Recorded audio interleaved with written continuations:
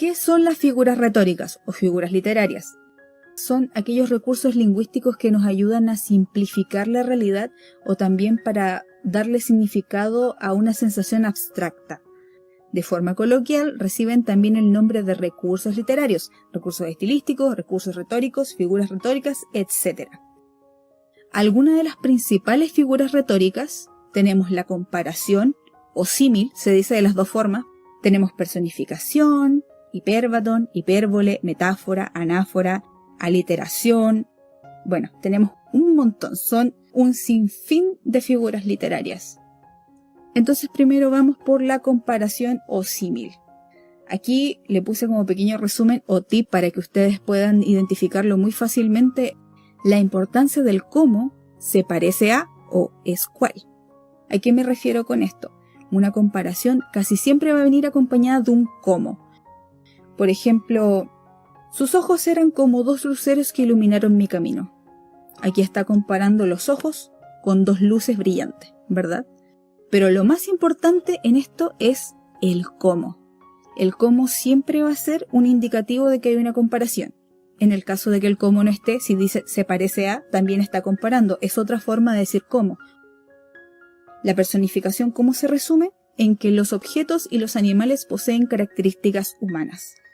Vamos a ver unos ejemplos. Los árboles lloran sus hojas en el otoño.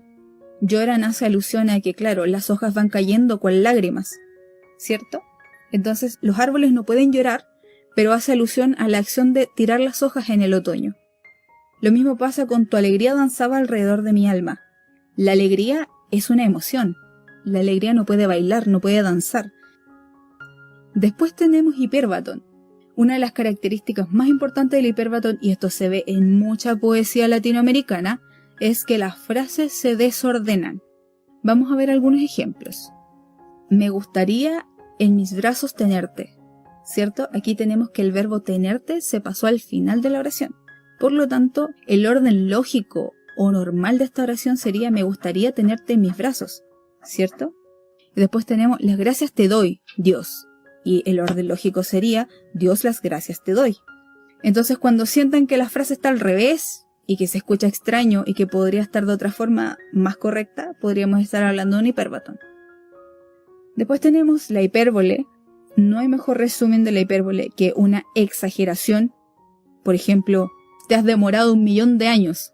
Significa que te has demorado mucho, pero seguramente puede ser una hora, pero tú has dicho 1.000.000 de años para expresar que ha sido demasiado tiempo, ¿verdad? Tiene tanta hambre que es capaz de comerse una ballena. Yo creo que nadie en la faz de la Tierra es capaz de comerse una ballena. Cuando ustedes vean que la frase es imposible, es porque es una hipérbole, es una exageración. Tenemos la metáfora. La metáfora, en resumidas cuentas, es como una comparación sin el cómo. Y les voy a explicar por qué. Se reemplaza el significado original por otro semejante. Y se compara implícitamente. Por ejemplo, aquí tenemos el mismo ejemplo que teníamos en la comparación, ¿cierto? Que dice, tus ojos son dos luceros. Aquí ya no dice que son como. Aquí dice derechamente que los ojos son dos luceros. Estamos reemplazando la luz o la alegría de esos ojos por dos luceros. Lo mismo pasa con tienes el corazón de piedra.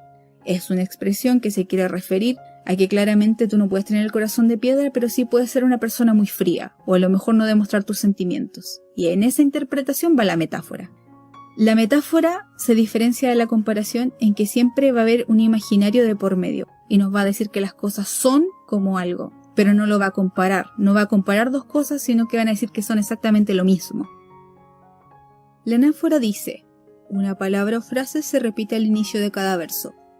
Por ejemplo, aquí podemos ver que claramente la palabra soledad se repite al principio de cada verso y no es necesario que miremos el resto de la poesía o lo que está diciendo la poesía para notar que hay una anáfora. No necesitamos más información que ver que está la palabra repetida.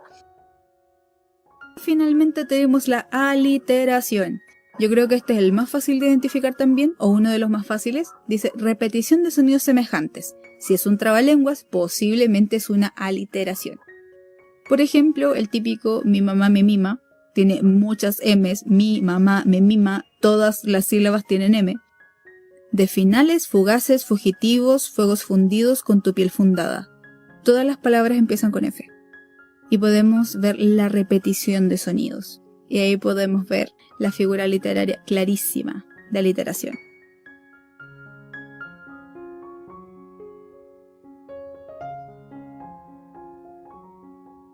La figura literaria elipsis consiste en suprimir elementos de la frase dándole brevedad, energía, rapidez y poder sugestivo. Por una mirada, un mundo. Por una sonrisa, un cielo. Por un beso, yo no sé qué te diera por un beso. Hermoso, ¿no? Palabras innecesarias, a pesar de que la expresión ya está sobreentendido, pero la utilizamos para dar mayor vida a lo expresado.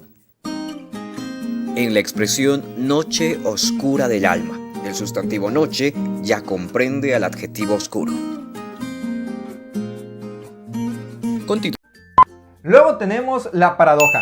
Este término que está muy arraigado en el imaginario colectivo por cosas como la película de Volver al Futuro, pocas veces tenemos realmente la conciencia de qué es la paradoja o cómo se utiliza la paradoja en el sentido de una figura retórica. Así que vamos a dejar en claro que, como figura retórica, la paradoja es utilizar términos estrictamente contradictorios, pero cuyo uso sí tiene sentido porque se está resaltando un uso distinto. Vamos a poner un ejemplo. Los dos ejemplos más trilladísimos que hay en internet son el de Sócrates diciendo yo solo sé que no sé nada, y la frase esta de si quieres paz, prepárate para la guerra. En ambos casos, sí, definitivamente son paradojas porque son cosas que estrictamente hablando son contradictorias, pero cuyo uso sí tiene sentido. Así que vamos a ver un ejemplo de un poema de Sor Juana Inés de la Cruz que dice lo siguiente. Dices que te olvido, Celio, y mientes en decir que me acuerdo de olvidarte, pues no hay en mi memoria alguna parte en que aún como olvido te presentes.